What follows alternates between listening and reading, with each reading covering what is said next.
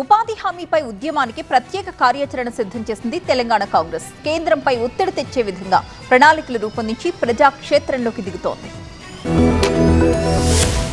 ఉపాధి హామీ పథకం పేరు మార్పు వెనుక భారీ కుట్ర ఉందంటూ పోరుబాటుకు సిద్ధమైంది తెలంగాణ కాంగ్రెస్. ఉపాధి హామీ పథకం పరిరక్షణే ధ్యేయంగా ఫిబ్రవరి 3 నుంచి 9 వరకు రాష్ట్ర వ్యాప్తంగా భారీ బహిరంగ సభలు నిర్వహించనున్నట్లు సీఎం రేవంత్ రెడ్డి ప్రకటించారు. ఫిబ్రవరి 3న మహబూబ్ నగర్ జిల్లాలో తొలి సభ జరగనుండగా ఈ కార్యక్రమాల సమన్వయ బాధ్యతలను మంత్రి పొంగులేటి శ్రీనివాస్ రెడ్డికి అప్పగించారు. ప్రతి సభకు భారీ సంఖ్యలో జనం వచ్చేలా చూడాలని, పేద ప్రజలు, రైతు కూలీలను ఇబ్బందులకు గురిచేస్తోన్న కేంద్ర ప్రభుత్వ వైఖరిపై ప్రజల్లో అవగాహన కల్పించాలని నాయకులకు సూచించారు.